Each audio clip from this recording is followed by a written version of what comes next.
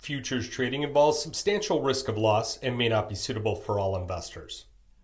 Good morning. It's Thursday, October 8th. I'm Phil Strebel, Chief Market Strategist at Blue Line Futures. So my partner, Bill Baruch, he'll be on CNBC on the halftime show this morning. He'll be discussing some of the portfolio moves that we're making in the wealth management side. We also launched a new product on the wealth management side, Mining Alpha, where we hold no more than 10 names in some of the key miners here. We currently have about 8. We've got about 38% in cash here, and 2 of the names here are at their max position right around 10%.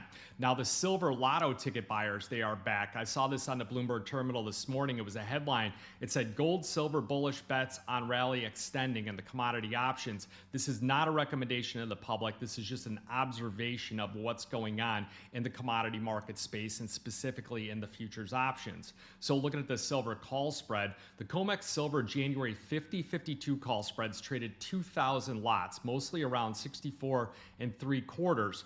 Also, the December 50-55 call spreads traded 700 lots at $1.05. So if you look at that first one, the 50-52, that's $2 wide, which is $10,000, and they're paying about 64 3/4. You times it by $50 here, and it comes out to $3,230 for one of those spreads. So it's got about a 2-to-1 risk to reward. The break even would be 50, 64 3/4 on that expiration 75 days from now on December 23rd. So essentially, if you times that out by the 2,000 lots, they're risking about 6,460,000 to try and make 13,540,000.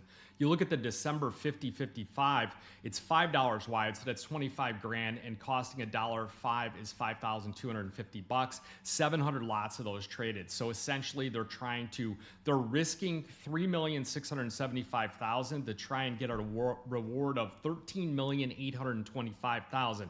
One more time. Just an observation that we're looking at here, not a recommendation. So some of the top headlines out here, the melt up in the stock market looks set to continue here, although we're slightly in the red here at the moment here, with every small dip being bought and volatility continuing to stay low. Plenty of the investors here have had their doubts about the AI trade, the tense geopolitical backdrop, but it seems like the FOMO buying is really the main driver at the moment here, as the S&P 500 looks like we're going into this earnings season and looks that we could extend out here going into the rest of the year. So you got the S&P 500, 67.98 down 2.5 here, essentially unchanged. NASDAQ down 17 at 25,312. Russell just below that 2,500 mark, down about 4.5 points. Again, volatility index here just ever so slightly lower. So some of the sectors in focus, it's really the U.S. listed rare earth stocks are climbing in the pre-market after China unveiled new restrictions on exports ahead of that meeting here this month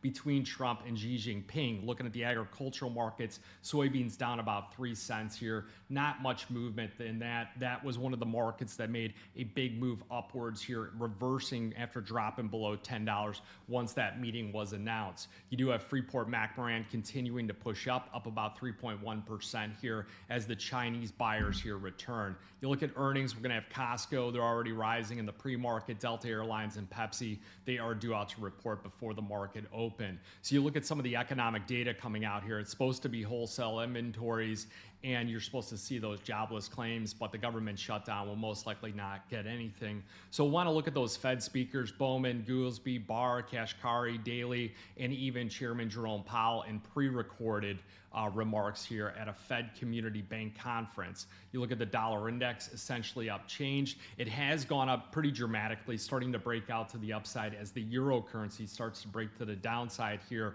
You did see some discussion around those French elections here, and that's what kind of reversed that sell-off in the euro currency in the previous trading session here. So you look at European stocks, they're steady on Thursday here after closing at a record. Investors are really focused on the developments in France's political crisis. You know, the Asian stocks, now this is where some of these precious metals here, like you get to platinum, aluminum, you get to copper, and palladium all pushing up here. So those Asian stocks, they rose. You got the AI fuel tech rally resuming here following that brief pause. You had mainland China shares. They gained here as that market reopened after their golden week. The MSCI Asia Pacific Index rose 0.6%, poised for its first gain in 3 sessions here, and stocks in Japan and Taiwan, they also climbed here to fresh records. So you look at what the markets are thinking about the interest rate cuts, the government shutdown, 85% chance this thing's going to extend out through October 15th.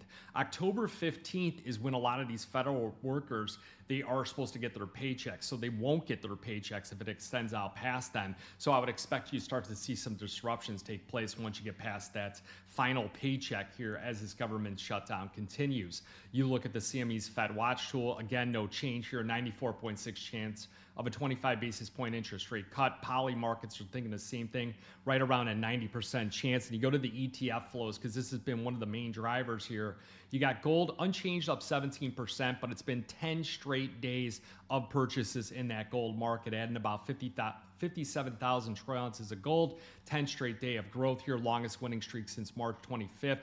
Gold is up about 54% year to date, tacking on about 1.5% in that previous trading session. And then silver, the dip buyers coming back into that market as the ETFs added 1.96 million troy ounces. Palladium increased for the 8th straight day here. And the gold silver ratio, interestingly enough, at 83.5 to 1. So silver really trying to keep up with the gold market, but gold is still continuing to pull ahead. A lot of dip buyers in the copper market here yesterday, and they're being rewarded with that just below about 2% upwards on the day here. As far as cryptos, you got Bitcoin backing off after reaching record highs. Same thing with Ethereum. The only one that looks actionable around support is the XRP here at the moment. So you guys got any questions, shoot an email to info@bluelinefutures.com. You want to know about the mining alpha program, you want to know about some of the different option strategies that were outlined in the start of this video here, shoot an email to info@bluelinefutures or just call me directly here.